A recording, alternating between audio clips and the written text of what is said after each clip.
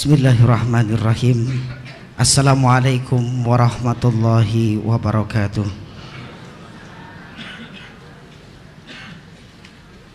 Alhamdulillah, alhamdulillahirabbil alamin. Alhamdulillahilladzi hadana li hadza wa ma kunna linahtadiya laula an hadanallah. Wassalatu wassalamu ala habibillah sayyidina Muhammadin sallallahu alaihi wasallam wa ala alihi wa sahbihi wa mawalah, amma ba'du.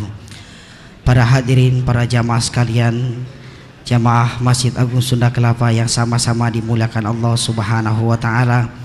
Alhamdulillah, yang pertama yang sama-sama kita hormati Ketua Dewan Pengurus Masjid Agung Sunda Kelapa beserta jajaran Dewan Pengurus, dan juga tidak lupa pula kita sama-sama hormati pemateri kita pada malam hari ini, guru kita pada pengajian rutin kita ba'da maghrib, Syekh Ali Saleh Ali Jabir. Alhamdulillah telah hadir di tengah-tengah kita. Untuk itu para hadirin, para jamaah sekalian, dalam kegiatan rutin kita marilah sama-sama kita awali dan kita buka kajian kita dengan sama-sama membaca Ummul Kitab Suratul Fatihah, memohon keridhaan dan juga keberkahan serta kemudahan dari Allah Subhanahu wa taala. Ala hadhihi niyyah wa kullu niyatin salihah ila hadratin Nabi Mustafa Rasulullah sallallahu alaihi wasallam. Al-Fatihah. A'udzubillahi minasyaitonir rajim. Bismillahirrahmanirrahim. Alhamdulillahirabbil alamin arrahmanirrahim maliki yaumiddin. Iyyaka na'budu wa iyyaka nasta'in. Ihdinas siratal mustaqim, siratal ladzina an'amta 'alaihim ghairil maghdubi 'alaihim waladdallin. Amin. Amin amin ya rabbal alamin. Para hadirin, para jamaah sekalian, di hari ini alhamdulillah penuh dengan keberkahan kita kembali berjumpa dalam kesempatan yang sama. Dan pada saat ini pula alhamdulillah pengajian atau tadarus kita yang setiap hari kita baca pada sebelum maghrib dan juga setelah atau sebelum Jumat dan juga sebelum kuliah duha, pada hari ini kita telah menghatamkan 30 juz Al-Quran yang selama ini kita baca sebelum maghrib. Mudah-mudahan apa yang sudah kita bacakan melalui huruf dan juga ayat-ayat serta surat, Allah Subhanahu wa taala memberikan kita keberkahan dan juga memberikan kita ilmu yang bermanfaat serta seluruh hajat kita dijabah oleh Allah Subhanahu wa taala. Dan insyaallah nanti terakhir kita mohon Syekh Ali untuk memimpin doa daripada khatam Quran ini pada malam hari ini. Baik para jamaah sekalian, dan sebelumnya ada dua informasi kembali kami ingatkan kepada para jamaah sekalian bahwa panitia Idul Adha atau kurban Masjid Agung Sunda Kelapa 1433 Hijriah menerima dan juga menyalurkan bagi para jamaah sekalian yang ingin berkurban di Masjid Agung Sunda Kelapa. Untuk itu keterangan lebih lanjut dapat langsung menghubungi dan juga mendatangi kantor pelayanan Masjid Agung Sunda Kelapa di lantai 2 Gedung Fathahillah.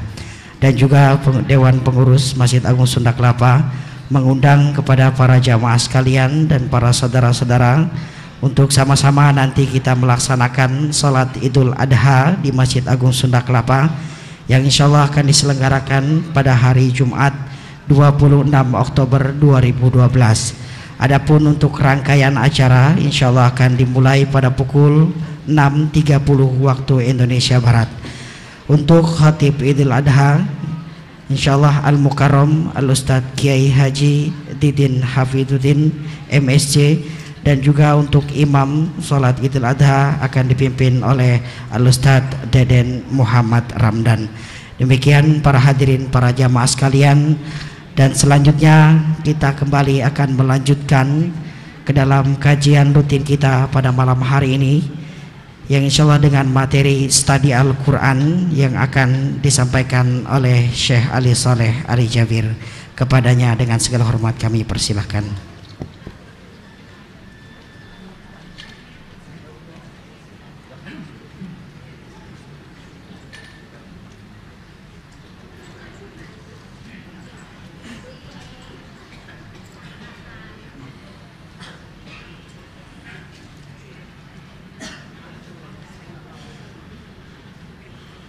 Bismillahirrahmanirrahim. Assalamualaikum warahmatullahi wabarakatuh.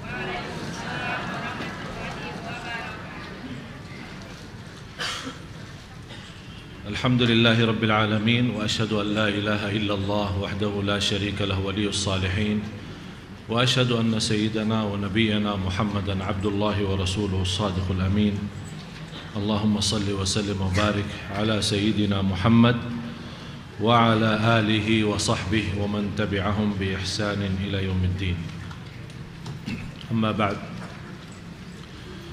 سبحانك لا علم لنا إلا ما علمتنا إنك أنت العليم الحكيم Maha suci Allah, saya tidak mempunyai ilmu apa-apa, hanya saja apa yang diberikan oleh Allah subhanahu wa ta'ala.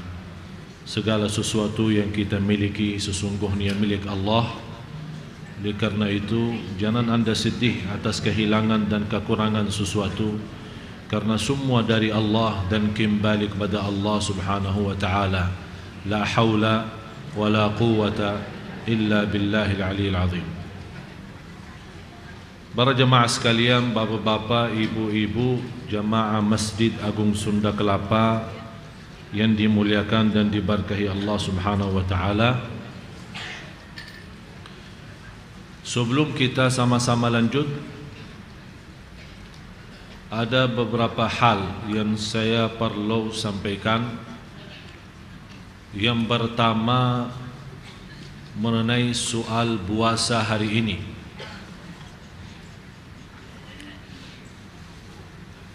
Saya dari kemarin menerima beberapa kiriman bebek, di antaranya yang menganggap puasa hari ini bid'ah.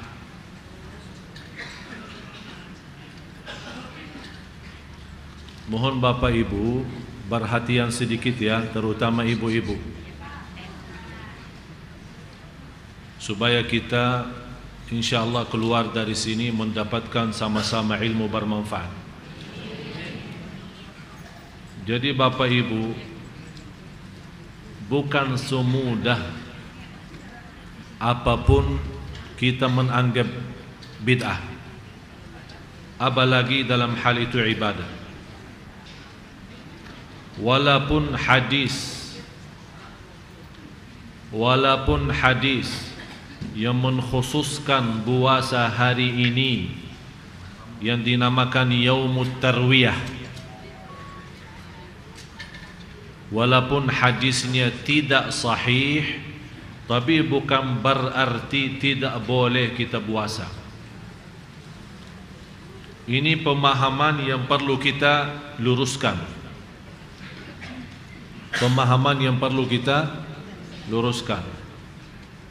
Karena dalam hal ibadah, walaupun hadisnya tidak sahih, boleh kita laksanakan ibadah walaupun dasarnya tidak kuat. Apalagi ibadah itu terkait dengan fadailul a'mal, keutamaan ibadah atau keutamaan amal. Dan selama ibadah itu memiliki dasar benar. Contoh, saya kasih gambaran biar Bapak Ibu faham. Khusus hadis yang menjelaskan puasa hari ini akan mengampuni dosa 1 tahun, dan puasa Arafah mengampuni 2 tahun, hadis itu tidak benar. Tapi yang benar dan jelas adalah puasa hari Arafah. Hadis yang diriwayatkan Imam Muslim, barang siapa yang puasa hari Arafah, diampuni Allah dosa lalu sama dosa yang akan datang. Berarti 2 tahun, tahun yang lewat sama yang akan datang. Tapi kalau puasa hari ini, kalau kita niatkan sebagai salah satu hari-hari bulan Dzulhijjah, mulai dari tanggal 1 sampai tanggal 9, boleh. Di hadis juga yang sahih, orang-orang yang berpuasa karena Allah subhanahu wa ta'ala, 1 hari dia berpuasa karena Allah, akan dijauhkan oleh Allah dari neraka Jahannam 70 tahun. Berarti Bapak Ibu, asal puasa itu sudah benar, sudah ada dasarnya. Jadi kenapa ada orang yang mempermasalahkan puasa hari ini adalah bid'ah? Kalau kita menganggap hal itu bid'ah adalah berbuat ibadah yang tidak ada dasarnya sama sekali. Contoh, ada orang puasa malam hari, itu namanya baru itu bid'ah. Namanya bid'ah artinya perbuatan baru yang sama sekali tidak ada dasarnya. Atau ada orang salat subuh tapi di waktu zuhur, itu baru kita bilang maaf, walaupun anda ikhlas, walaupun ibadahnya semangat benar-benar lillahi ta'ala, tapi mohon maaf berlaku anda bid'ah. Karena tidak ada dasar sama sekali, walaupun hadis palsu, walaupun hadis tidak benar, tidak ada sebuah hadis yang membolehkan puasa malam hari atau salat subuh di siang hari.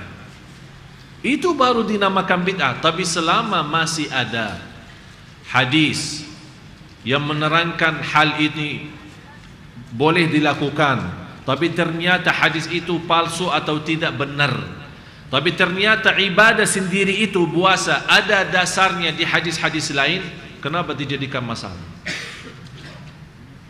Dan selama Bapak Ibu apapun bersoalan dalam ibadah terutama, selama masih ada berbeda pendapat, jangan dipermasalahkan. Contoh, soal zikir berjamaah, soal doa habis salat fardu. Ada yang berkata bid'ah, terima kasih, kita menerima pendapatnya. Tapi jangan memaksa orang yang sudah punya pendapat boleh doa berjamaah selepas salat. Karena ini bersoalan bukan dari sekarang berbeda pendapat antara ulama lebih terdahulu daripada kita, yang lebih takwa, lebih suci, lebih faham agama. Muncul perbedaan itu. Karena kenapa muncul perbedaan Bapak Ibu? Karena tidak ada di dalam Quran dan hadis, ya ayyuhalladzina amanu, jangan doa bersama sesudah salat fardu. Ya memang tidak ada. Kalau memang ada ayat Quran, ya ayyuhalladzina amanu, jangan berdoa sama selepas salat fardu, baru kita bilang sami'na wa ta'na. Kita tidak bisa main-main di sini. Tidak bisa ada berbeda pendapat karena sudah jelas larangannya. Tapi kadang-kadang ada satu ibadah, orang banyak pemahamannya masih simpul ya, masih singkat, belum begitu mengerti perbedaan. Begitu dia melihat ibadah ini tidak pernah dilakukan oleh Rasulullah, berarti tidak boleh kita lakukan. Siapa yang bilang begitu? Siapa yang bilang tidak boleh kita beribadah dalam dalam teks Rasul tidak pernah lakukan? Banyak ibadah kita lakukan tapi tidak pernah Rasul lakukan. Contoh, tarawih setiap malam Ramadan. Mana ada dalil dalam hadis atau dalam Quran boleh tarawih setiap malam sampai akhir Ramadan? Tidak ada. Rasul pun tidak pernah melaksanakan tarawih selama 30 hari Ramadan sepenuhnya. Kenapa? Apakah orang sekarang berarti jamaah Masjid Sunda Kelapa setiap tahun adakan tarawih dan mengundang imam dari Madinah dan Makkah? Bid'ah itu. Dalalah. Kalau bid'ah dalalah berarti semua jamaah masih masuk neraka. Na'udzubillah. Memang ada alasan kenapa Rasulullah tidak merutinkan tarawih. Kalau Rasulullah rutin salat tarawihnya dianggap menjadi wajib, inilah yang menjadi berat bagi umatnya. Oleh karena itu Rasulullah hanya salat tarawih hanya 4 malam, habis itu tidak salat tarawih lagi. Berarti ada alasan. Jangan kita orang terlalu pemahamannya, enggak, Rasul hanya 4 malam tarawih, ya udah saya 4 malam aja tarawih. Bukan begitu pemahaman agama. Oleh karena itu Bapak Ibu, saya mohon apapun persoalan, selama masih ada berbeda pendapat, ada pemahaman A, B, C, jangan dipermasalahkan. Yang mau puasa boleh, yang tidak mau berpuasa boleh, yang mau puasa selama 9 hari boleh, yang tidak mau puasa sama sekali pun boleh.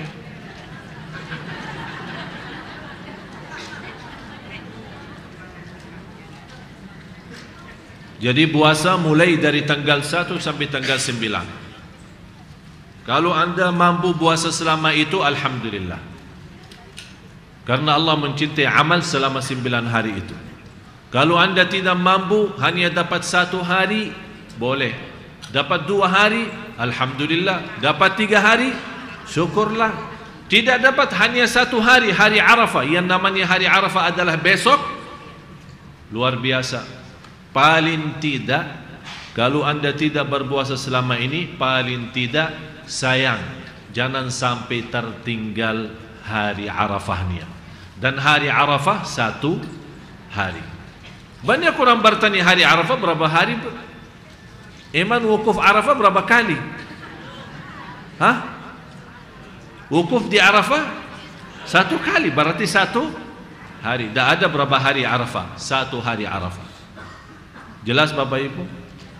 Jadi banyak hal, soal puasa hari ini, soal puasa besok, soal zikir berjamaah, soal doa habis salat dipimpin oleh imam kita, atau soal maulid, atau soal hal-hal yang lain.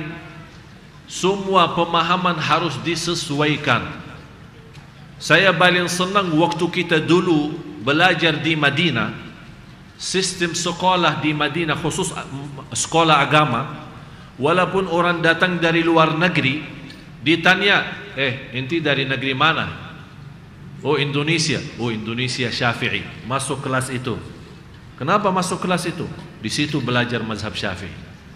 Kenapa? Supaya habis belajar dia tidak berantakan sama orang masyarakat Indonesia, karena sama mazhabnya.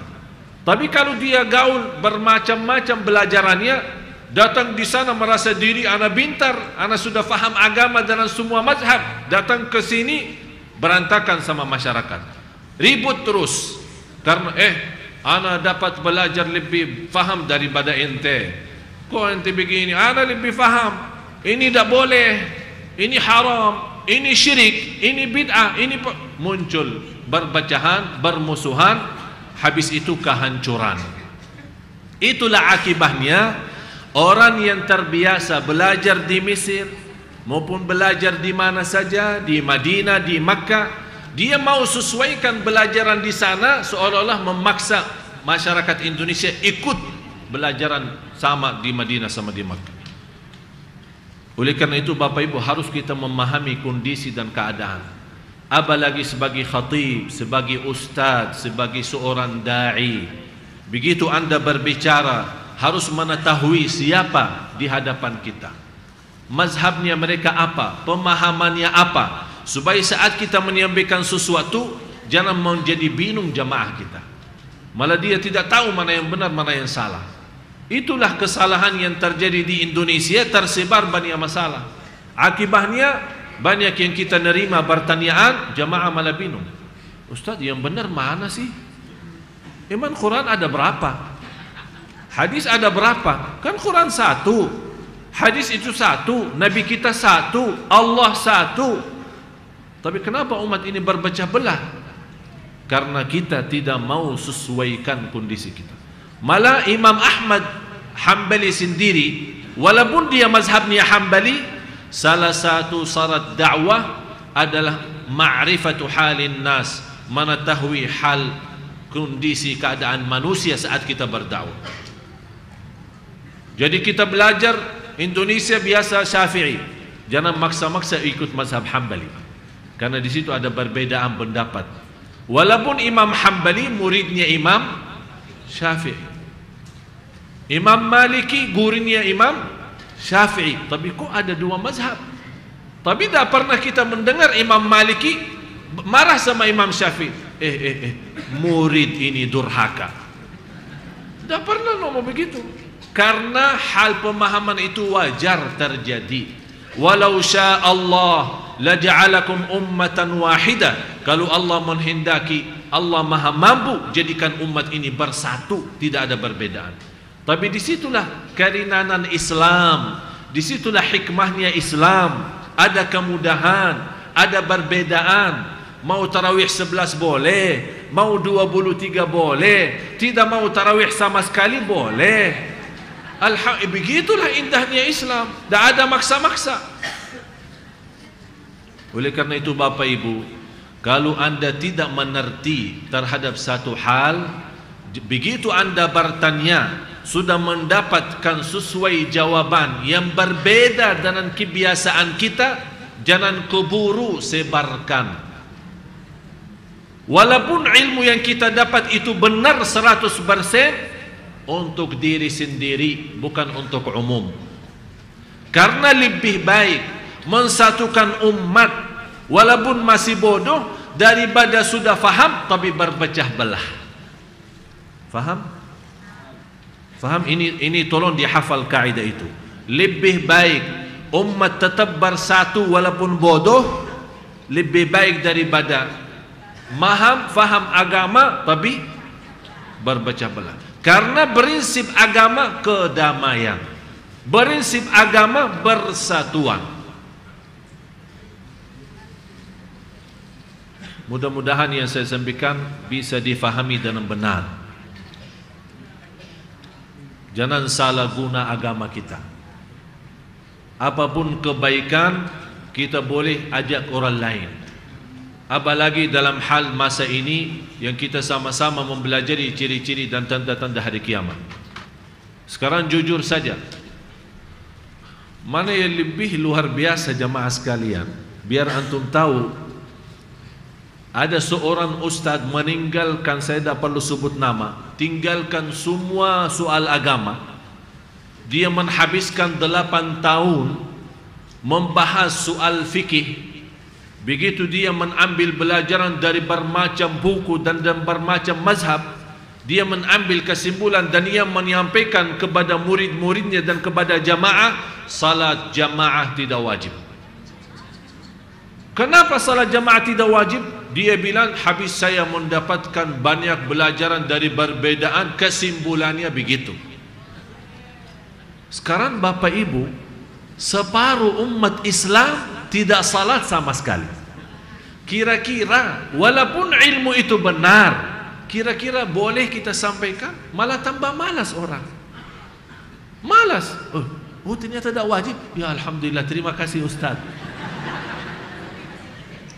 Jadi saat kita berbicara Bapak Ibu, walaupun ilmu itu benar, qala Allah, qala Rasulullah, tapi belum tentu saat kita sampaikan bisa jadi baik. Karena ada satu hikmah, walaysa kullu ilmin yuqal, bukan setiap ilmu harus disampaikan. Hati-hati, bukan setiap ilmu harus kita sampaikan. Hati-hati. Tapi yang kita sampaikan apa? Yang berguna, yang bermanfaat untuk umat Islam.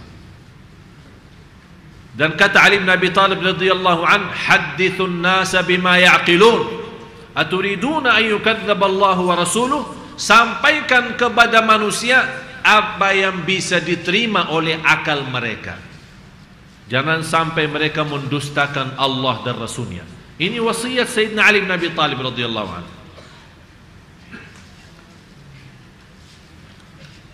Saat kita berbicara di masjid, beda sama di kampung, beda sama orang tua, beda sama anak muda, ya bermacam-macam. Inilah kembali kepada pemahaman seorang ustaz, seorang da'i, bisa mengerti, bisa faham kondisi dan keadaan. Ada orang datang memberikan bersoalan, soal apa namanya, rumah tangga, kita langsung punya respon dan emosi. Udah, ceraikan dia saja. Walaupun perkataannya benar, tapi bisa, jangan lupa di antara suami istri itu ada banyak anak. Jadi harus kita perhatikan soal anaknya. Beda sama hukum orang suami istri yang belum punya anak.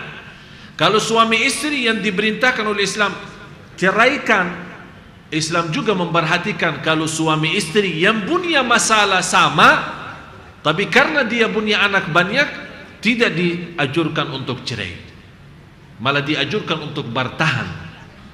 Walaupun punya masalah sama, tapi hukum bisa jadi beda. Ini semua kembali kepada pemahaman seorang yang belajar dan menajar agama. Jadi Bapak Ibu, agama itu perlu kursus.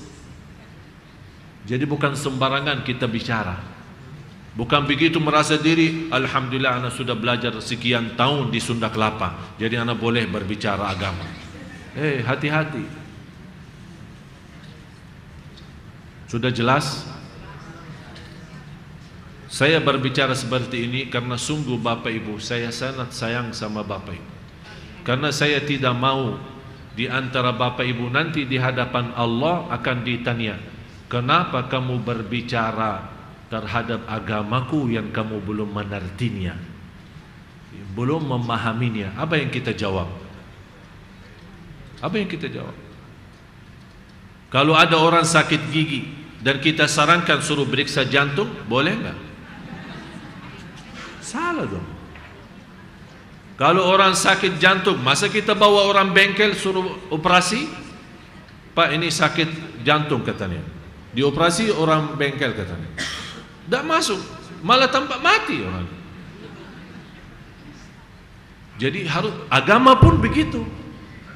Dan saat saya nasihati Bapak Ibu, saat Anda ingin bertanya, tolong Anda lihat Anda mau bertanya kepada siapa. Anda mau bertanya kepada siapa? Karena di masa ini salah satu ciri hari kiamat, banyak ustaz, banyak yang membawa nama agama, tapi Fatihah pun tidak bisa baca. Betul enggak? Banyak. Apalagi di Indonesia, karena terlalu bebas, tidak ada aturan, tidak ada sistem. Semua bisa, apapun bisa. Kalau mau bandingkan ulama dan baradai di seluruh dunia sama baradai di Indonesia, jauh lebih banyak Indonesia. Karena terlalu gampang menjadi ustaz atau da'i. Tapi kita tetap mendoakan mereka. Allah tahu niat mereka, walaupun niatnya baik. Dan saya selalu sampaikan, belum tentu orang yang berniat baik, belum tentu berlakunya benar. Harus hafal itu. Orang yang berniat baik belum tentu berlakunya benar. Orang yang namanya teroris yang bom di hotel, bom sana sini, niatnya apa? Niatnya apa? Jihad kan? Punya pemahaman tak boleh orang kafir tinggal di negeri kita, negeri Islam. Mereka ini kotor, najis, dan negeri kita bersih, tak boleh mereka tinggal. Itu kan ada niat. Tapi apakah niat itu yang baik? Jihad fi sabilillah, berlakunya bisa jadi baik? Belum tentu. Dan soal dia mati bunuh diri lewat bom, itu urusan Allah nanti. Apakah Allah masukkan dia surga atau neraka, itu urusan Allah, bukan urusan kita. Jadi tak perlu bahas sejauh itu. Tapi yang jelas prinsip agama kita, hal itu tidak boleh, walaupun niat kita baik. Tanda-tanda hari kiamat. Ada lebih, ulama menghitungkan lebih daripada 100. Tapi jelas Bapak Ibu, kalau kita mau hitungkan semuanya 100, habis waktunya. Oleh karena itu kita mengambil sedikit demi sedikit sampai kita bisa menyelesaikan soalan ciri-ciri hari kiamat. Pertemuan ini, pertemuan yang akan datang, dan mudah-mudahan lancar. Sabtu depan tanggal 10 November habis zuhur, kalau Allah izinkan dan mudahkan, insyaAllah kita bawa acara di masjid ini, Damai Indonesiaku TV1. Dan insyaAllah banyak kegiatan yang kita akan rutinkan, bukan hanya Rabu, bukan hanya hari Minggu, insyaAllah juga hari Sabtu. Mudah-mudahan doa Bapak Ibu. Tanda-tanda hari kiamat kita masih membahas soal hari kiamat atau tanda ciri-ciri hari kiamat yang kecil. Karena kita sudah menjelaskan pertemuan yang lalu, ciri-ciri hari kiamat ada berapa? Ada berapa? 3 atau 2? Oh, kok lihat jari saya? Ya 2. Walaupun anda lihat 3, jangan setiap anda lihat berarti benar. Ya, ciri besar dan ciri kecil. Dan tahap terjadi ciri-ciri dan tanda-tanda itu ada 3 tahapan. Jadi tanda hari kiamat ada 2 macam, tanda besar dan tanda kecil. Tahapannya, terjadinya 3 tahapan. Yang pertama, tanda-tanda yang sudah lalu. Yang kedua, tanda-tanda yang sedang berjalan, yang kita lagi hadapinya, yang kita lagi melihat. Yang ketiga adalah ciri-ciri yang akan datang. Apakah itu kecil dan besar? Ya sama saja. Karena ada yang sudah lalu, ada banyak ciri-ciri yang kecil. Yang sedang berjalan juga ciri-ciri yang kecil. Terus yang ketiga, yang belum terjadi, ada juga tanda-tanda yang kecil dan yang besar. Tapi yang jelas Bapak Ibu, ciri hari kiamat yang besar belum satu pun muncul. Tapi kalau satu sudah muncul, kata Rasulullah, turutannya, karena tanda ciri-ciri hari kiamat yang besar ada 10. Nanti kita insyaAllah pertemuan yang akan datang seterusnya kita akan bahas. Itu turunnya, keluarnya Al-Mahdi, turunnya Nabi Isa, ada Ad-Dajjal, ada Ya'juj Ma'juj, nanti ada asap dan ad-dukhan, nanti ada ad-dabah, binatang yang keluar dari batu yang besar. Pokoknya bermacam-macam bahasan. Kalau sudah muncul ciri-ciri yang besar, berarti sudah hari kiamat. Sampai kata Rasulullah SAW, turutannya seperti tasbih. Kalau kita potong tali tasbih ini, apa yang terjadi? Sudah, semuanya terlepas dan jatuh. Sampai kata Rasulullah, kalau muncul ciri-ciri yang besar, orang yang sedang melipatkan bajunya, habis dia cuci, dia lipatkan baju, belum selesai melipatkan baju, sudah terjadi hari kiamat. Orang yang jual beli, sampai begitu dia bayar, kemudian mengambil barangnya mau pulang, belum pisah dari tempat jual belinya, sudah terjadi hari kiamat. Saking cepatnya. Oleh karena itu, sengaja saya milih tema ini supaya Bapak Ibu benar-benar waspada, hati-hati, apalagi terhadap ciri-ciri yang sedang berjalan. Ciri yang pertama yang terjadi adalah ciri kecil, sebagaimana Rasulullah SAW bersabda, bu'ithu ana wasa'ah kahataini qala wa dhamma sababa wal wusta.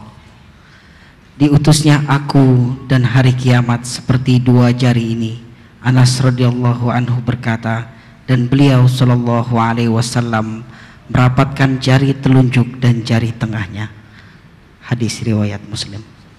Hadis diriwayatkan Imam Muslim. Ini 2 jari ya. Dari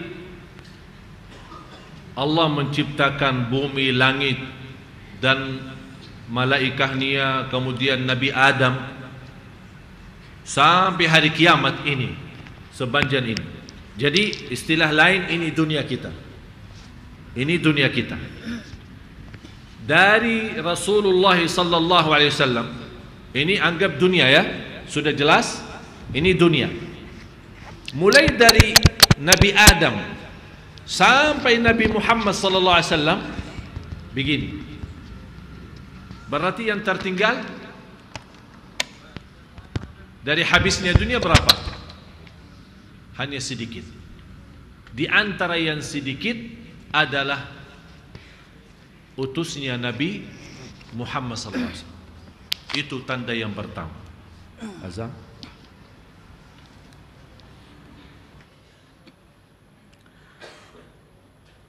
الله أكبر الله أكبر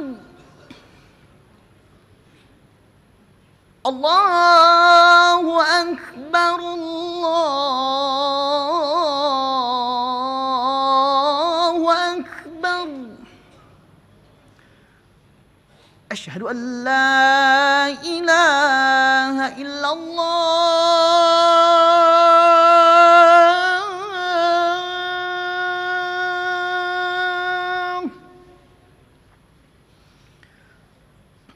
أشهد أن لا إله إلا الله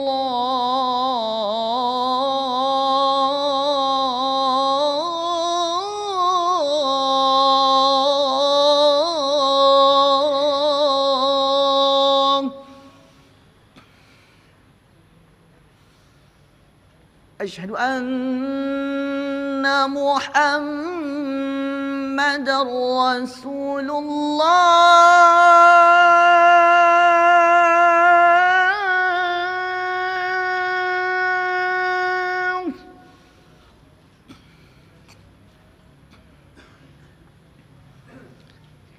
أشهد أن محمد رسول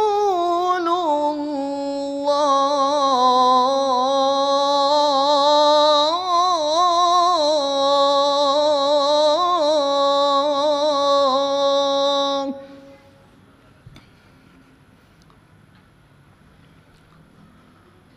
حي على الصلاة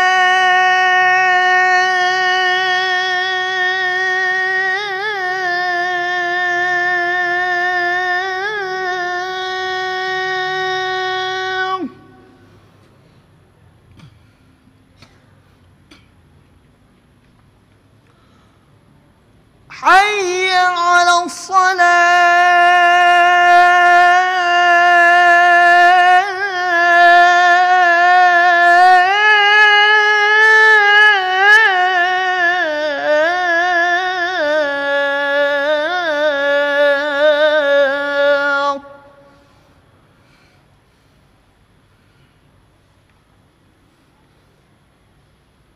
حي على الفلاح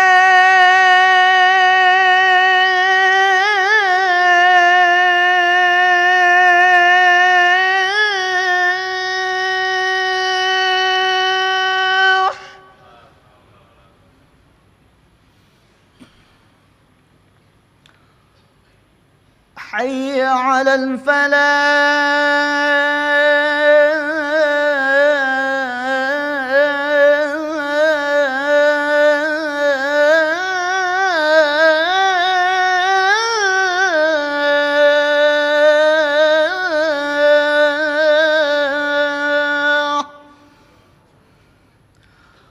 الله أكبر الله أكبر لا إله إلا الله لا إله إلا الله محمد رسول الله صلى الله عليه وسلم اللهم رب هذه الدعوة التامة والصلاة القائمة آت سيدنا محمدا الوسيلة والفضيلة والشرف والدرجة العالية الرفيعة وابعثهم مقاما محمودا الذي وعدته إنك لا تخلف الميعاد.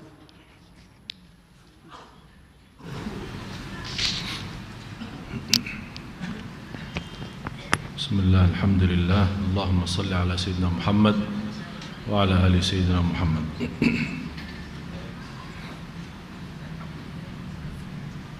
Ini punya siapa? Punya siapa? Hah? Saya bacain ya.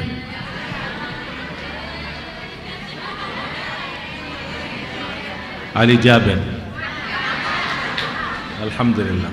Terima kasih. Ketemu. Jadi kalau ada yang ketemu KTP hilang, itu KTP saya. Alhamdulillah, salah satu nikmat dari Allah, dan saya yakin itu doa Bapak Ibu sudah WNI rasmi, dan insya Allah berangkatan umrah pertama paspor Indonesia. Jadi saya dah pakai paspor Arab lagi.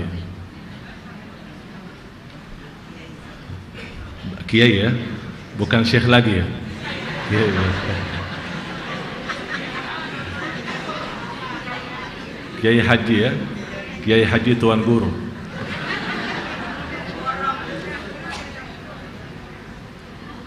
Jadi utusan Nabi Muhammad sallallahu alaihi wasallam itu menjadi ciri hari kiamat. Kenapa Sayyidina Anas bin Malik menjelaskan Rasulullah SAW menangkatkan dua jarinya ini, supaya tunjukkan ini jari bertanahan ini adalah dunia dari awal sampai akhir, dari awal sampai akhir. Kemudian yang pertama ini adalah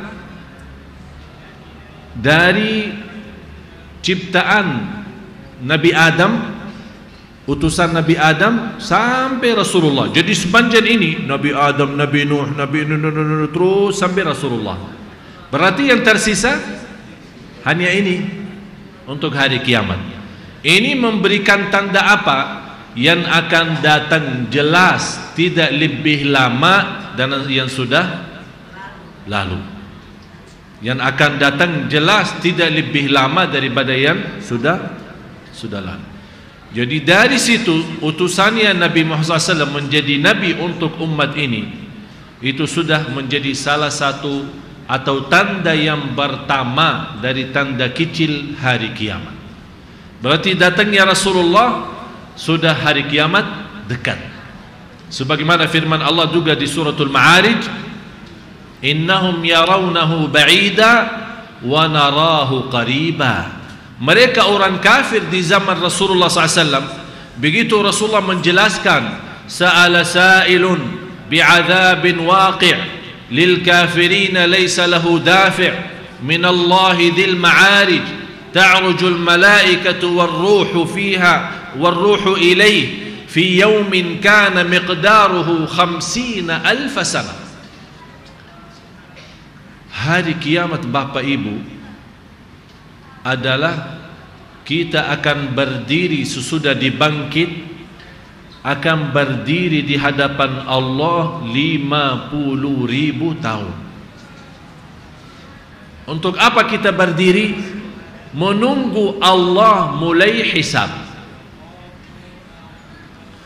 Yang merasakan akan berdiri di hari kiamat 50.000 tahun, ini yang membuat kita khusyuk dalam salat. Hanya berdirinya tidak melebihi 2 menit berdiri. Salatnya dari awal sampai selesai tidak lebih daripada 10 menit. Tapi kenapa sekarang begitu kita merasa salatnya masuk, malah kita merasa keberatan luar biasa? Karena kita lupa akan berdiri 50.000 tahun. Itu yang perlu kita bayangkan. Jadi sejak diutuskan Nabi Muhammad SAW, waktu manusia hidup dalam keadaan celaka, dalam keadaan kegelapan, dalam perbuatan kezaliman, segala keburukan, berzinahan, riba, khamar, bermacam-macam pembunuhan. Begitu datangnya Rasulullah SAW benar-benar menjadi rahmatan lil alamin. Allah utuskan Nabi Muhammad SAW untuk merubah kehidupan manusia dari hal buruk menjadi baik, dari kezaliman menjadi berlaku adil, dari kegelapan kembali kepada cahaya Allah Subhanahu wa taala dan Rasulnya. Oleh karena itu kedatangan Nabi Muhammad di waktu itu menjadi salah satu tanda dan ciri hari kiamat. Yang kedua, ciri-ciri hari kiamat adalah wafatnya Rasul. U'dat sittan baina yadi sa'ah wa dzakara minha mauti. Hitunglah 6 tanda menjelang datangnya hari kiamat, dan beliau Rasulullah SAW menyebutkan diantaranya kematianku. Hadis riwayat Imam Bukhari. Hadis sahih diriwayatkan Imam Bukhari. Rasul memerintahkan kita hitungkan 6 ciri, 6 tanda-tanda hari kiamat. Di antaranya adalah wafatku, kematianku, kata Rasulullah. Jadi kata Rasulullah, sebelum meninggal dunia, kalau saya sudah meninggal dunia, hitunglah kematianku adalah sudah ciri hari kiamat sangat dekat. Dan Rasul menghitungkan 6. Mana 6-nya? Itu sisanya nanti kita bahas. Rasulullah sallallahu alaihi wasallam, saya menceritakan untuk Bapak Ibu, terakhir Rasulullah saat menghadapi sakratul maut. Sebelum Rasulullah sallallahu alaihi wasallam mulai merasa kesakitan, sudah hajjatul wada' dan sudah Allah menurunkan ayat yang terakhir, al-yawma akmaltu lakum dinakum wa atmamtu alaikum ni'mati wa raditu lakumul islama dina. Aku telah sempurnakan di hari ini adalah agamamu, dan aku menjadikan agama Islam itu yang tersempurna, yang telah diridai Allah subhanahu wa ta'ala sebagai agama. Dari situ Nabi Muhammad sallallahu alaihi wasallam pulang dari Hajjatul Wada', pulang ke Madinah. Itu Hajjatul Wada' di tahun 10 Hijriyah. Tahun 10 Hijriyah. Mulai Rasulullah mulai merasa kesakitan di tahun 11 Hijriyah, terutama pasnya bulan Rabiul Awal. Bulan Rabiul Awal. Kelahiran Rasulullah hari Senin, wafatnya hari Kamis. Dan ada sebagian ulama menjelaskan wafatnya sama hari Senin, 12 Rabiul Awal. Jadi hari lahirnya dan hari meninggalnya sama. Ada yang bilang beda, tetap 12 tapi beda hari, hari Kamis. Itu bukan persoalan. Yang jelas di bulan Rabiul Awal. Habis pulang ke Madinah dan melihat jumlah segitu banyak yang masuk Islam, yang datang ke Hajjatul Wada' lebih daripada 100.000 bersama Rasulullah. Ini memberikan tanda bagi Rasulullah sudah berhasil. Dari jamaah yang 8 Hijriyah waktu Amul Fath Makkah, 8 Hijriyah yang datang umrah itu tidak melebihi 10.000. Tapi dalam 2 tahun Allah tunjukkan 100.000 lebih yang datang bersama Rasulullah Hajjatul Wada'. Dan begitu Allah menunjukkan kepada Nabi Muhammad SAW kemuliaan umatnya dan hasil dakwahnya. Bagaimana umatnya di saat itu sudah mulai lahir batin, sidya dan ikhlas, korbankan segalanya demi Rasulullah. Allah nurunkan surat An-Nasr menjadi surah yang terakhir yang turunnya dari Al-Quran. Habis surat An-Nasr turun 1 ayat di suratul Baqarah, wattaqu yawman turja'una fihi ila Allah thumma tuwaffa kullu nafsin ma kasabat wa hum la yuzlamun. Yang pernah kita bahas di pertemuan yang pertama soal ciri-ciri hari kiamat. Begitu turunnya idza jaa nasrullah, ini berbicaraan kepada Nabi Muhammad SAW. Idza jaa nasrullahi wal fath. Wahai Nabi Muhammad, kalau kedatangan pertolongan Allah dan hari fath, yang dimaksud Fatah Makkah. Wa ra'aitan nasa yadkhuluna fi dinillahi afwaja, dan engkau melihat dengan mata sendiri kelompok-kelompok manusia yang masuk pada agama Islam. Disitulah wahai Nabi Muhammad jangan lupa, fasabbih bihamdi rabbik, bertasbihlah kepada Tuhanmu, bertasbihlah kepada Allah yang memberikan banyak karunia dan banyak nikmat untukmu. Wa bihamdi wastaghfirhu, beristighfar dan bertaubatan kepada Allah subhanahu wa ta'ala. Cuba lihat Allah bagaimana mendidikkan nabinya Nabi Muhammad sallallahu alaihi wasallam. Sampai di ujung-ujungnya seolah Allah berikan belajaran dan pendidikan untuk Nabi kita Nabi Muhammad SAW. Jangan ada sesuatu anda merasa sudah berjuang dan sudah berhasil, bertasbihlah kepada Allah karena semuanya di tangan Allah. Allah Maha Suci.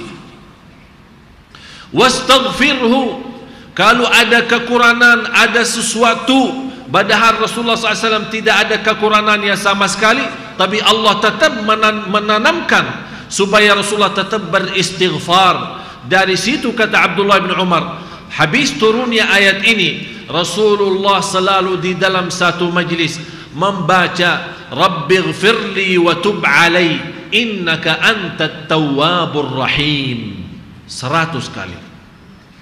Rabbighfirli wa tub alai innaka antat tawwabur rahim. Sahih Bukhari. Dari sejak itu Rasulullah tidak berhenti beristighfar,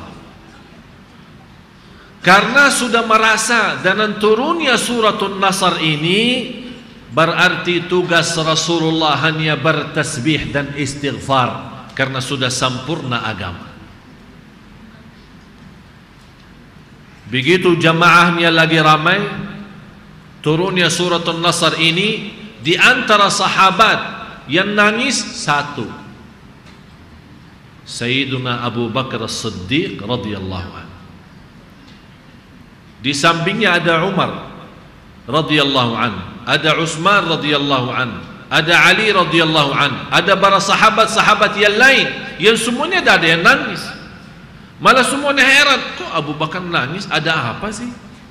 Rasulullah tidak bagi ceramah, dan Rasulullah tidak membawa sebuah pengajian yang menyentuh hati, hanya turunnya surah ini, kenapa nangis? Kata Sayyidina Abu Bakar, ternyata yang memahami makna di belakang surah ini adalah Sayyidina Abu Bakar radhiyallahu anhu. Kata Sayyidina Abu Bakar, surah ini memberikan kepada kita berita Rasulullah dekatnya wafat. Itu pemahaman Sayyidina Abu Bakar. Begitu turunnya yang membuat dia nangis, berarti Rasulullah akan meninggal dunia. Pas 7 hari yang terakhir dalam kehidupan Rasulullah, datangnya malaikat dan kata Rasulullah SAW, ma min nabiyyin illa wa yukhayyar, tidak ada nabi yang menghadapi sakratul maut pasti Allah turunkan malaikat memberikan pilihan. Yang pertama, mau kekal di dunia dan tetap masuk surga di akhirat, atau wafat dan masuk surga di akhirat. Milih yang mana? Ini semua para nabi, tidak ada nabi yang meninggal dunia pasti ditawarkan seperti itu. Tapi begitu Nabi Muhammad SAW melihat tugasnya sudah selesai, amanatnya sudah sempurna, kewajibannya sudah disampaikan kepada umatnya, dia merasa tidak ada arti hidup lagi di dunia. Dia malah mengutamakan bertemu dengan Allah, dan dia memilih meninggal dan masuk surga. Kata Sayyidina Abu Bakar radhiyallahu anhu, ya Rasulullah, aku sedia kurbankan diriku, ayahku, ibuku, hartaku, anakku, tapi ya Rasulullah, kekallah, diam bersama kami, hiduplah bersama kami, jangan milih meninggal. Tapi Rasulullah SAW tetap memilih Allah daripada manusia. Sampai sahabat begitu melihat Sayyidina Abu Bakar mulai sedih dan nangisnya, dan begitu Rasulullah mulai sakit sampai Rasulullah tidak mampu keluar memimpin sahabatnya untuk berjamaah, dirawat sama Siti Aisyah, dan Rasulullah minta izin. Coba lihat Bapak Ibu, Rasulullah yang namanya Rasulullah tapi tetap minta izin, karena di sini hubungan suami istri, bukan soal Nabi dan umatnya. Dia minta izin kepada istri-istrinya supaya dirawat di rumah Siti Aisyah radhiyallahu anha. Minta dirawat di rumah Siti Aisyah. Saking Rasulullah cinta Siti Aisyah, tapi tetap dia memberikan kasih sayang kepada istri-istri yang lain, dia minta izin. Kata isteri-isteri yang lain, walaupun kami sangat cinta dan sayang sama Rasulullah dan tetap Rasulullah datang ke rumah kami, tapi dalam kondisi seperti itu, dan itulah keinginanmu ya Rasulullah, kami ikhlaskan dirawat di rumah Siti Aisyah radhiyallahu anha. Malah datang sekelompok manusia yang mencaci maki Siti Aisyah. Rasulullah milih meninggal dunia di atas dadahnya Siti Aisyah. Ada orang yang mencaci maki Siti Aisyah, dianggap orang-orang yang tidak benar, dianggap Siti Aisyah berlaku zina, dianggap Siti Aisyah orang yang tidak benar, dianggap bermacam-macam. Kira-kira kalau Siti Aisyah bukan wanita yang suci dan salihah, masa Allah memilih nabinya meninggal di atas dadahnya istrinya Aisyah radhiyallahu anha? Itu pilihan Allah subhanahu wa ta'ala.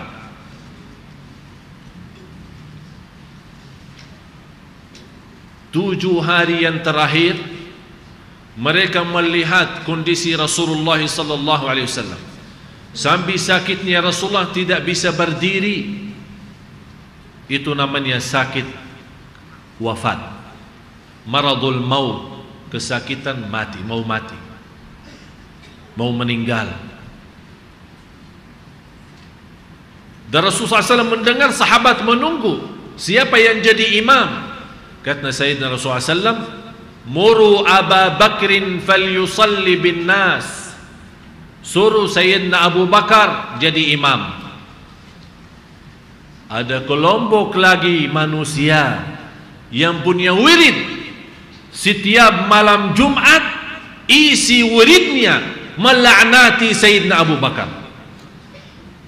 Orang muslim, tapi isi wiridnya yang kita belajar malam Jumat bersalawat, malam Jumat baca kahfi, malam Jumat baca yasin. Tapi ini kelompok mereka yang menganggap diri muslim, wiridnya dan zikirnya melaknati Sayyidina Abu Bakar. Na'udzubillah. Tapi Rasulullah memerintahkan yang boleh mengganti dia sebagai imam satu, Sayyidina Abu Bakar. Kata Siti Aisyah, ya Rasulullah, jangan ayah saya. Ayah saya orangnya lembut, hatinya bolos, cepat nangis, dah bisa tahan, baca sikit nangis, suruh orang lain lah. Marah Rasulullah SAW. Muru Aba Bakrin, suruh Abu Bakar yang jadi imam. Jangan Siti Aisyah berbuat sebagaimana berlaku saudaranya Nabi Yusuf. Biarkan Abu Bakar jadi imam. Tapi tetap Siti Aisyah melihat kondisi Rasulullah dan dia tahu sebagai ayahnya sifatnya suka nangis. Dia menahan, tidak menyampaikan berita itu karena kasihan kondisi Sayyidina Abu Bakar dan kasihan juga Rasulullah. Dia suruh Sayyidina Umar jadi imam. Begitu Rasulullah mendengar suara yang jadi imam bukan suara Sayyidina Abu Bakar, marah Rasulullah. Ya Allah dan Rasulnya, Allah dan Rasulnya menolak selain Abu Bakar yang jadi imam. Allah dan Rasulnya menolak selain Abu Bakar jadi imam. Allah dan Rasulnya menolak selain Abu Bakar jadi imam. Sampai Siti Aisyah merasa diri berbuat kesalahan. Begitu langsung segitu marahnya Rasulullah SAW, mundurnya imam dan maju Sayyidina Abu Bakar jadi imam. Begitu Rasulullah mendengar suara Sayyidina Abu Bakar radhiyallahu an jadi imam, tenang Rasulullah SAW. Alhamdulillah. Disitulah ulama mengambil kesimpulan berhak yang menjadi khalifah pertama adalah Sayyiduna Abu Bakar. Karena itulah kemauannya Allah dan Rasulnya. Walaupun Rasulullah tidak secara langsung membaiat khalifah menjadi Abu Bakar.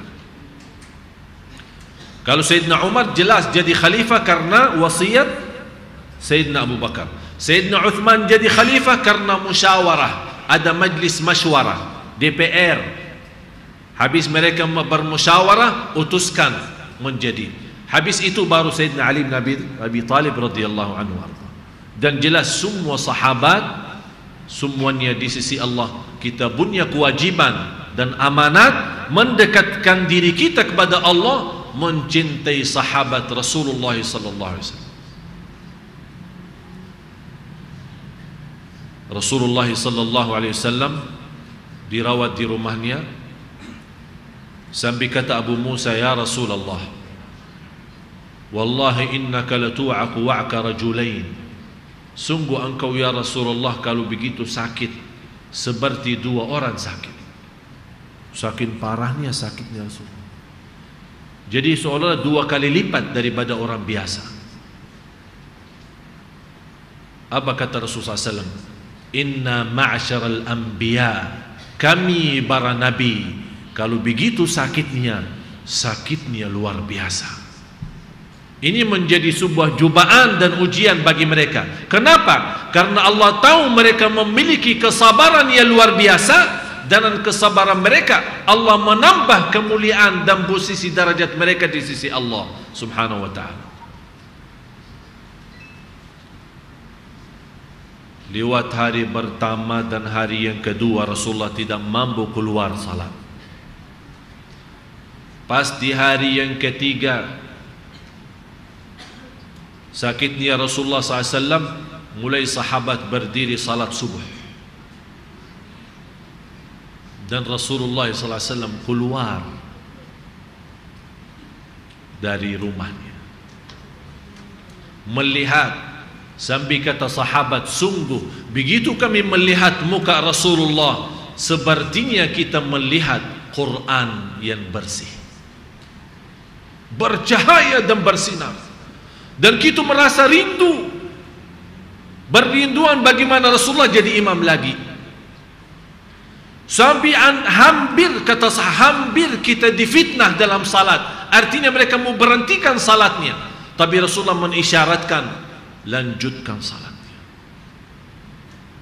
Dan Rasulullah balik. Kenapa Rasulullah melihat?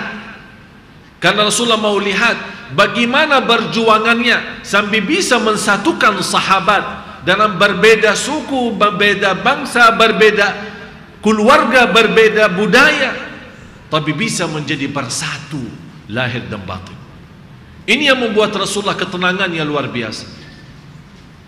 Lewat sampai hari yang keempat, Rasulullah merasa diri sudah lebih kuat.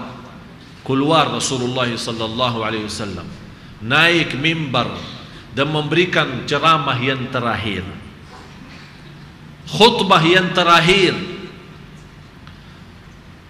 Sambil kata Al-Irbad bin Sariyah radhiyallahu anhu, wa'adhana Rasulullah sallallahu alaihi wasallam mau'izatan wajilat minha al-qulub.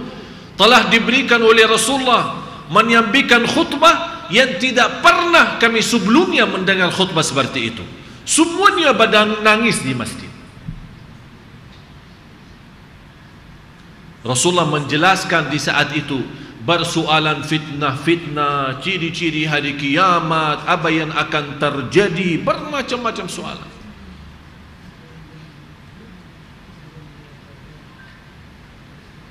Sambil Rasulullah juga bayangkan Bapak Ibu, di saat itu Rasulullah menawarkan kepada jamaah sebagai sahabatnya, siapa di antara kalian yang pernah aku salah sama dia, yang pernah aku zalimi dia, yang pernah aku menambil hartanya, yang pernah aku menyakiti perasaannya, yang pernah aku menyakiti hatinya, silahkan, ini saatnya balas.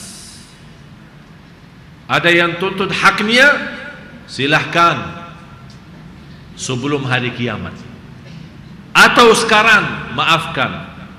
Bapak Ibu, Rasulullah yang namanya yang termulia, yang tersuci, yang menyebarkan keadilan, rahmatan lil alamin, minta maaf sama sahabat.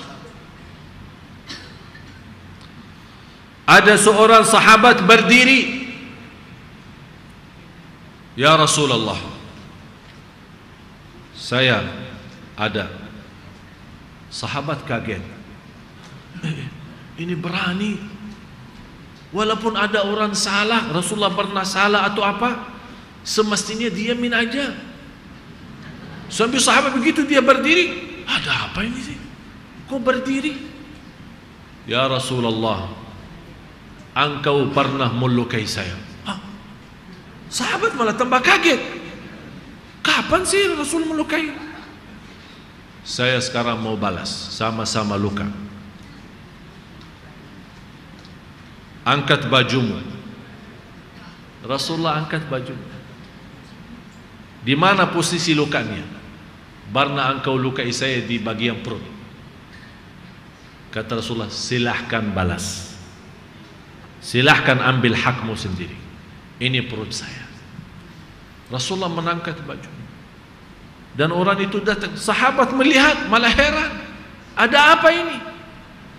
Begitu orang itu mendekati, bukan dia melukai perutnya Rasulullah, malah dia beluk dan mencium perutnya Rasulullah. Rasulullah senyum. Kamu berlaku ini kenapa? Kata sahabat, ya Rasulullah, begitu aku mendengar khutbahmu, sepertinya saya memahami anda akan mempisahi kami, artinya mau pisah. Oleh karena itu, sesuatu yang saya lakukan sebelum engkau pisah dari dunia ini adalah kulitku menyentuh kulitmu. Di saat itu langsung Rasulullah bersabda, barang siapa yang kulitnya menyentuh kulitku, diselamatkan oleh Allah dari neraka jahanam.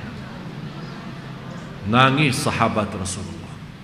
Tapi kesempatan cuma satu kali. Allahu Akbar. Coba lihat.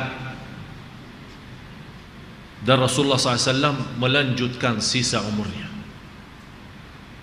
2 hari yang terakhir, sampai Sayyidina Abu Bakar begitu melihat Rasulullah sudah mulai keluar dari rumahnya dan bisa berjumpa dengan sahabat, Sayyidina Abu Bakar merasa nyaman dan tenang. Alhamdulillah Rasulullah sudah baik.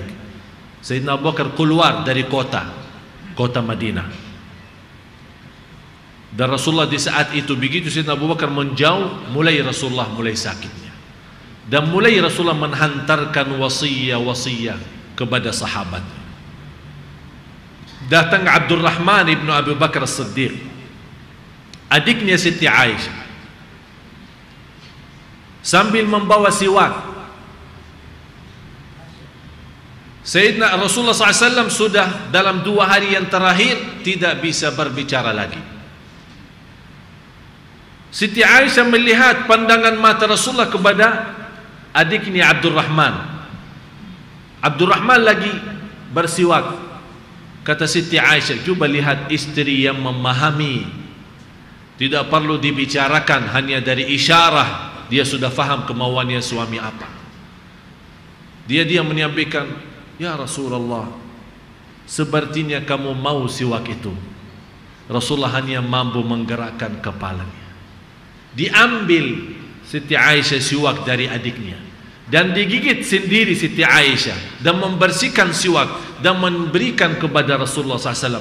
Dan Rasulullah memegang siwak itu dan kata Siti Aisyah, demi Allah, selama saya melihat Rasulullah bersiwak, tidak pernah saya melihat bagaimana indahnya bersiwaknya Rasulullah di akhir hayatnya. Sepertinya dia merasa menghadapi Allah, jadi wajar kalau dia membersihkan mulutnya. Sallallahu alaihi wasallam.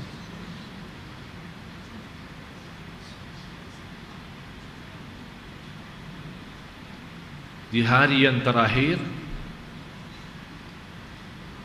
datang Siti Fatimah.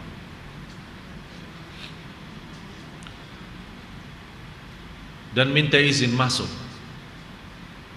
Kata Rasulullah SAW, biarkan anakku yang aku sayangi. Masuk Siti Fatimah. Dan Rasulullah SAW memerintahkan dia mendekati. Dan dibisik di telinganya sebuah kata. Tiba-tiba nangis Siti Fatimah. Diberbisik lagi di telinganya, tiba-tiba malah senang dan senyum. Begitu wafatnya Rasulullah, Siti Aisyah bertanya, wahai Siti Fatimah, Apa yang dibisik-bisik sama Rasulullah? Kau satu nangis, satu lagi kau ketawa. Kata Siti Fatimah, yang pertama Rasul berbisik di telinga saya akan wafat. Ini yang membuat saya nangis.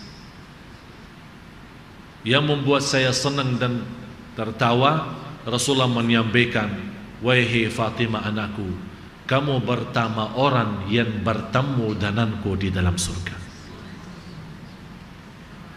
Itu yang buat dia bangga, menjadi pimpinan wanita di dalam surga, ketua kaum wanita di dalam surga, anaknya Rasulullah sallallahu alaihi wasallam, Siti Fatimah. Dan begitu Rasulullah sudah berserahkan dan menyampaikan wasiat yang terakhir kepada umatnya, as-salah as-salah wa ma malakat aymanukum, as-salah as-salah wa ma malakat aymanukum, as-salah as-salah, sampai Rasulullah sudah mulai berkurang suaranya saking pentingnya salat. Wasiat yang terakhir kepada umatnya, umatku umatku, as-salah as-salah. Yang kita lihat begitu dicaci maki Rasulullah, demo Indonesia, tapi begitu kita lihat salat subuh separuh Indonesia tidur.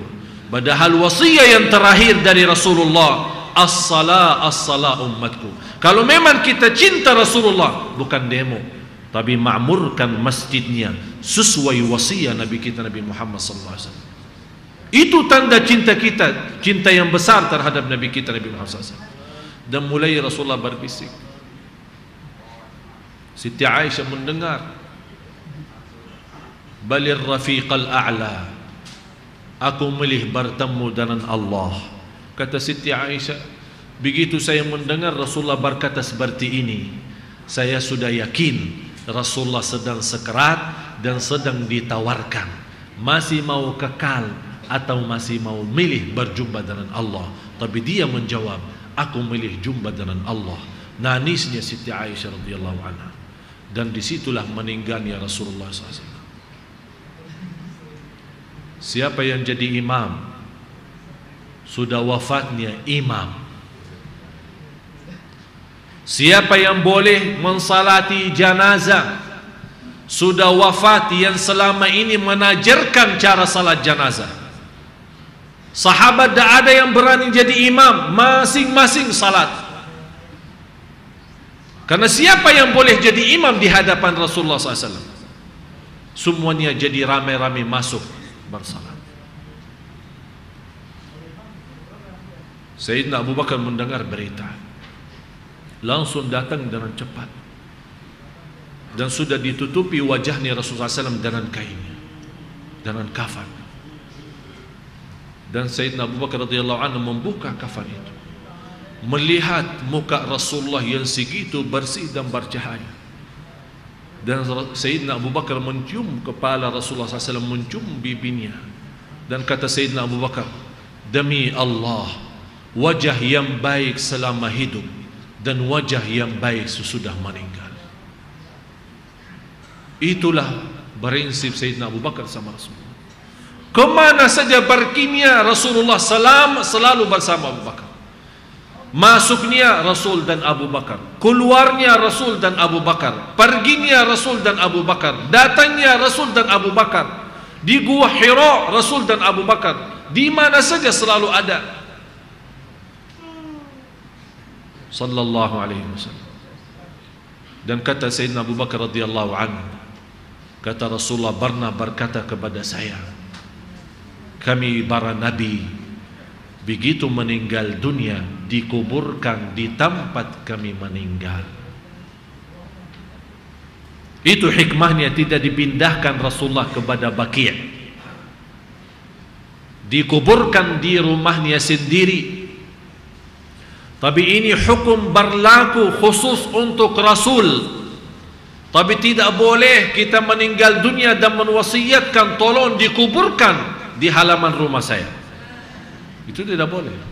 Walaupun itu wali, walaupun itu siapa-siapa. Ini khusus hanya untuk Rasulullah. Di mana kata Rasulullah, kami para nabi meninggal, dikuburkan di tempat kami meninggal.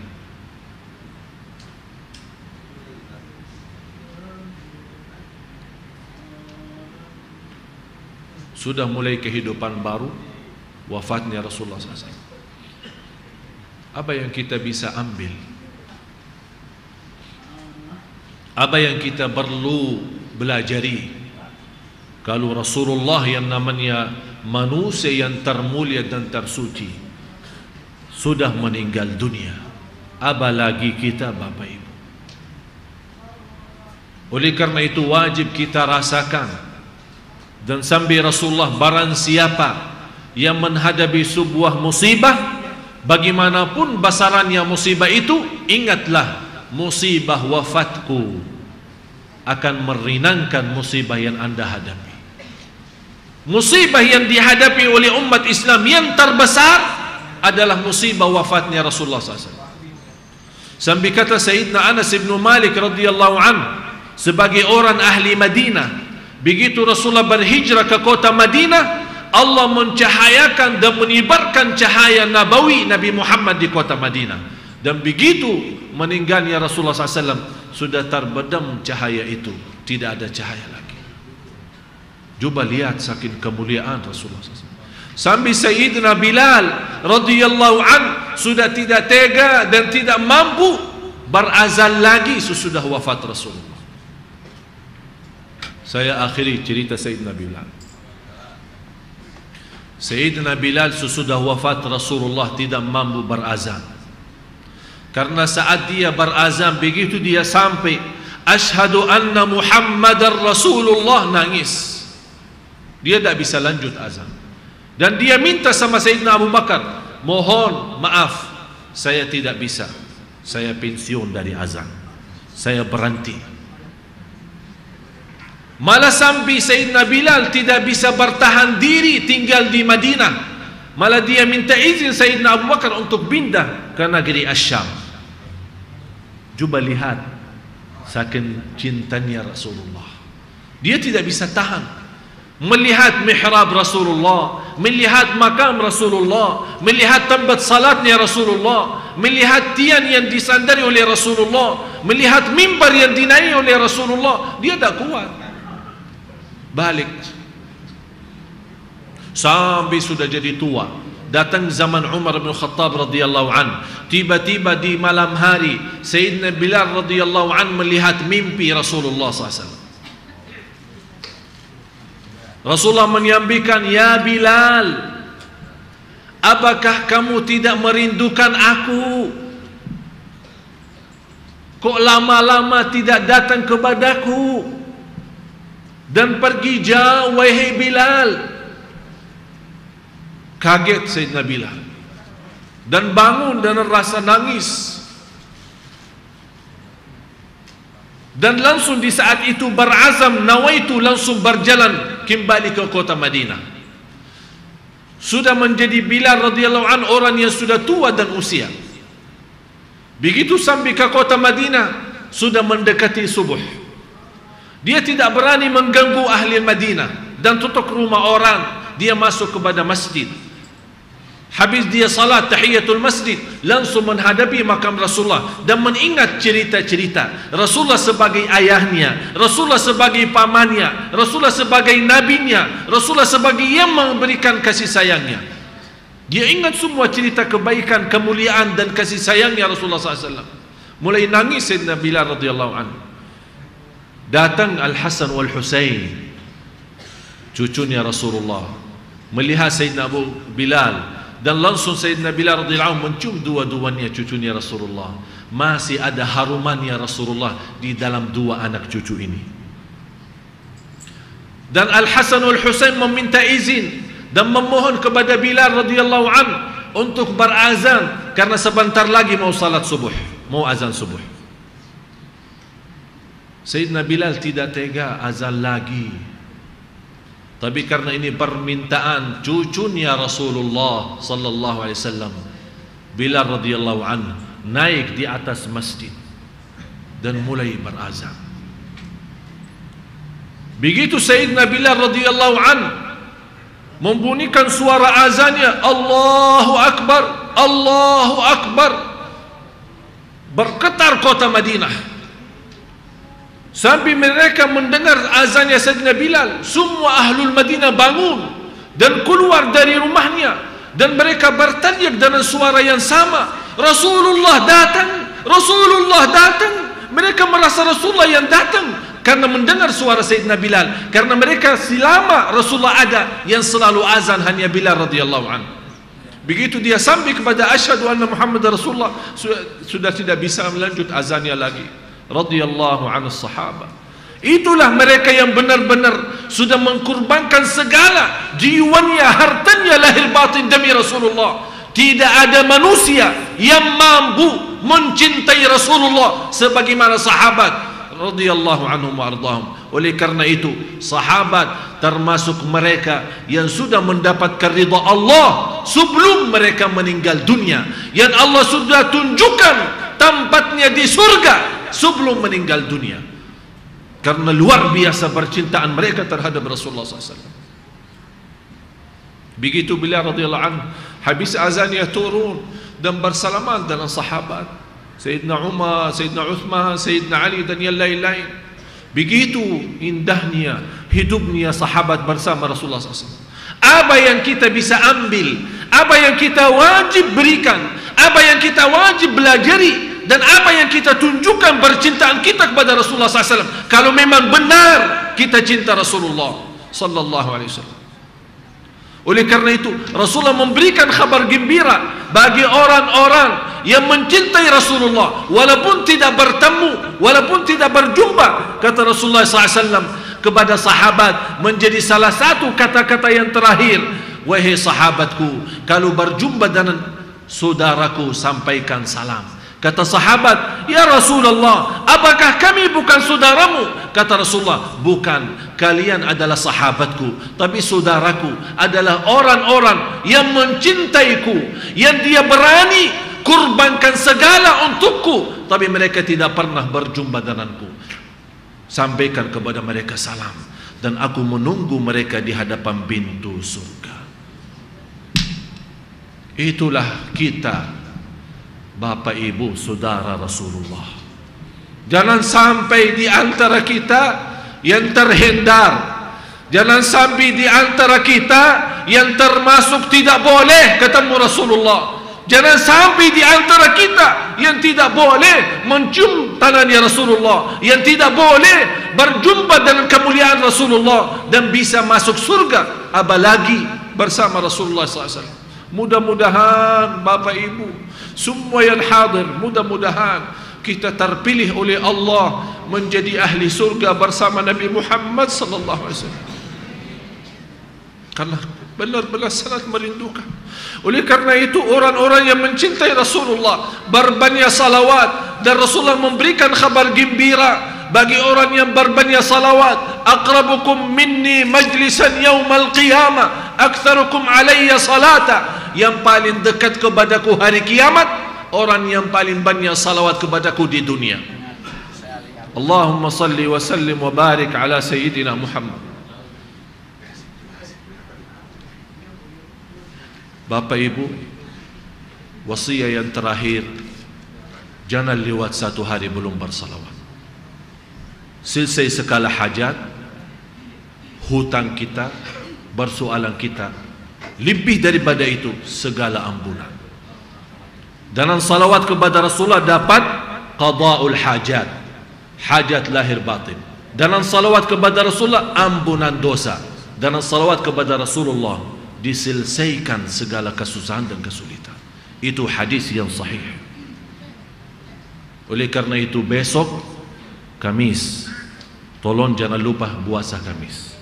Yang kedua, malamnya malam Jumat, tolong Bapak Ibu khususkan sampai semampunya hanya bersalawat. Tidak ada tahlil, tidak ada tasbih, tidak ada tahmid, tidak ada apa-apa, khusus untuk bersalawat kepada Nabi Muhammad sallallahu alaihi wasallam, supaya kita sampaikan banyak hadiah berterima kasih kepada Rasulullah lewat bersalawat. dan sunnah takbir mulai hari besok dari subuh hari Arafah sampai salat asar hari Senin, hari yang ketiga habis Idul Adha. Jadi selama 5 hari. Setiap habis fardu kita bertakbir di masjid kita. Allahu Akbar, Allahu Akbar, Allahu Akbar, ilaha illallah, wallahu akbar, Allahu Akbar walillahil hamd. Marilah kita sama-sama tutupi dengan takbir dan doa. Allahu Akbar, Allahu Akbar, Allahu Akbar. La ilaha illallah, Allahu Akbar, Allahu Akbar walillahil hamd. Allahu Akbar, Allahu Akbar, Allahu Akbar. La ilaha illallah, Allahu Akbar, Allahu Akbar walillahil hamd. Allahu Akbar, Allahu Akbar, Allahu Akbar. La ilaha illallah, Allahu Akbar, Allahu Akbar walillahil hamd. InsyaAllah pertemuan yang akan datang kita lanjut ciri yang ketiga, Fathu Baitul Maqdis, cerita Masjidul Aqsa, Baitul Maqdis, apa yang terjadi dalam sejarah dan bagaimana nanti sebagaimana sekarang Baitul Maqdis dikuasai oleh Yahudi, nanti ada satu saat menjadi ciri-ciri hari kiamat akan dikuasai oleh umat Islam kembali. Jadi akan menjadi umat Islam bebas salat di Masjidil Aqsa dan di Baitul Maqdis. Ceritanya insyaAllah pertemuan yang akan datang. Bismillahirrahmanirrahim. Alhamdulillahi Rabbil Alamin. Allahumma salli ala Sayyidina Muhammad. Allahumma salli ala Sayyidina Muhammad wa ala ali Sayyidina Muhammad. Ya Allah, dengan salawat kami kepada Nabi Muhammad sallallahu alaihi wasallam, ampuni segala dosa kami. Dan salawat kami kepada Nabi Muhammad sallallahu alaihi wasallam, mudahkan segala urusan kami. Dan barakahnya salawat kepada Nabi Muhammad sallallahu alaihi wasallam, sembuhkan penyakit kami. Dan barakahnya salawat kepada Nabi Muhammad sallallahu alaihi wasallam, sucikan hati kami. Dan barakahnya dan kemuliaan salawat Nabi Muhammad sallallahu alaihi wasallam, ya Allah, ampuni segala dosa kami, dosa lahir maupun batin. Ya Allah, hidupkanlah kami dalam ajaran Nabi Muhammad sallallahu alaihi wasallam. Ya Allah, kami sangat cinta dan rindu Nabi Muhammad sallallahu alaihi wasallam. Ya Allah, kami mohon berikan kepada kami kemuliaan masuk surga bersama Nabi Muhammad sallallahu alaihi wasallam serta orang tua kami. Berilah kepada kami syafaat Nabi Muhammad sallallahu alaihi wasallam. Berilah kepada kami, ya Allah, mampu di dunia ini melihat Rasulullah SAW walaupun dalam mimpi, ya Allah. Ya Allah, ya Arhamar Rahimin. Ya Allah, ya Arhamar Rahimin. Ya Allah, hantarkan segala kebaikan dan berterima kasih setinggi-tingginya kepada Nabi Muhammad SAW atas segala perjuangannya dan menyampaikan amanatnya kepada kami. Ya Allah, kami sungguh sangat mempercayai dan menerima dan menyaksikan Nabi Muhammad SAW adalah utusanmu dan yang benar. Ya Allah, ya Arhamar Rahimin, akhiri hayat kami dengan kalimah syahadat. Akhiri hayat kami dengan kalimah syahadat. Ashhadu an la ilaha illallah wa ashhadu anna Muhammadar Rasulullah. Akhiri hayat kami dengan husnul khatimah. Ya Allah, aku mohon untuk semua jemaah yang hadir, tidak ada yang keluar dari Masjid Agung Sunda Kelapa malam ini sampai terhapus segala dosanya, disucikan hatinya, dimudahkan segala urusannya. Ya Allah, kami berkumpul di malam ini memiliki banyak dosa di malam hari Arafah. Di hari Arafah ni yang banyak engkau membebaskan hamba-hambamu dari neraka jahanam. Ya Allah, jadikan kami hambamu yang bebas dari neraka jahanam, ya Allah. Ya Allah, aku mohon di malam hari Arafah ini tidak ada yang keluar dari masjid ini sambil membawa ridhamu, ya Allah, ya Arhamar Rahimin. Ya Allah, pimpinlah kami, jauhkanlah dari segala keburukan ya Allah, dari keburukan dunia, keburukan jiwa hawa nafsu, dan keburukan lahir batin. Ya Allah, pelihara rumah tangga kami, anak dan cucu kami, usaha dan rizki kami. Ya Allah, terimalah segala amal ibadah kami, walaupun kami belum sempurna ikhlas, walaupun kami belum sempurna ibadah, walaupun kami belum sempurna khusyuk, walaupun kami belum sempurna dalam kejujuran. Ya Allah, kami terima ibadah kami ya Allah, terimalah ibadah kami ya Allah, karena kami yakin Engkau terima ibadah kami, kami akan selamat dan bahagia dunia akhirat ya Arhamar Rahimin. Ampuni orang tua kami ya Allah, di malam hari Arafah ini ya Allah, hantarkan segala rahmat-Mu ya Allah kepada orang tua kami, agar orang tua kami bisa memiliki kehidupan yang nyaman, raudhatun min riyadil jannah, kuburan taman dari taman surga, dijauhkan dari kuburan dari neraka ya Rabbal Alamin. Ya Allah, selamatkan jamaah kami, jamaah haji ya Allah. Ya Allah, jadikan jamaah haji berjalan lancar, sihat wal afiat, kembali ke tanah air Indonesia membawa haji yang mabrur ya Arhamar Rahimin. Ya Allah, jauhkan negara Indonesia dari segala bala dan musibah. Berikan kepada negara Indonesia pemimpin yang takwa, pemimpin yang adil, pemimpin yang amanat lahir dan batin. Ya Allah, tutupi kekurangan kami, tutupi aib-aib kami. Ya Allah, sempurnakan amal ibadah kami. Ya Allah, terimalah permohonan kami. Engkau ya Allah Maha tahu hajat kami, hajat lahir, hajat batin, hajat dunia, hajat akhirat. Aku mohon ya Allah, dengan nama-Mu yang agung dan mulia, dengan nama dan berkahnya Nabi Muhammad sallallahu alaihi wasallam, aku mohon ya Allah, aku mohon ya Allah, dengan kemuliaan dan keberkahan Nabi Muhammad sallallahu alaihi wasallam, tidak ada yang keluar dari masjid malam ini sampai Engkau mempenuhi segala hajatnya, menyelesaikan segala keperluannya dan segala kebutuhannya dari hajat dunia akhirat lahir dan batin ya Rabbal Alamin. Rabbana taqabbal minna innaka antas samiul alim. Ya Allah, ini permohonan kami.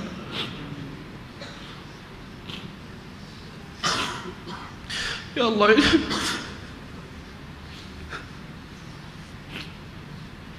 ya Allah, ini permohonan kami. Engkau Maha tahu isi hati kami. Ya Allah, ini permohonan kami.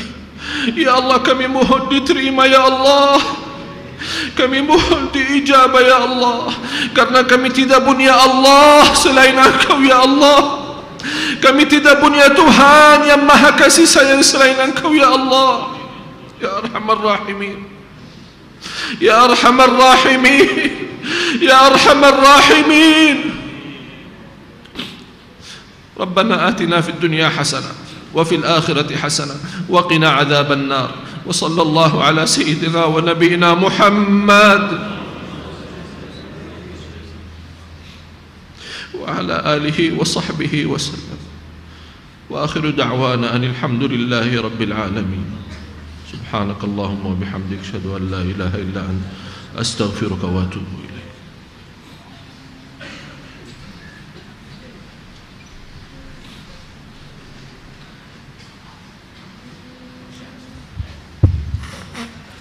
Alhamdulillah wa syukurillah para jamaah sekalian, demikianlah telah sama-sama kita mendengarkan pengajian rutin kita pada malam hari ini.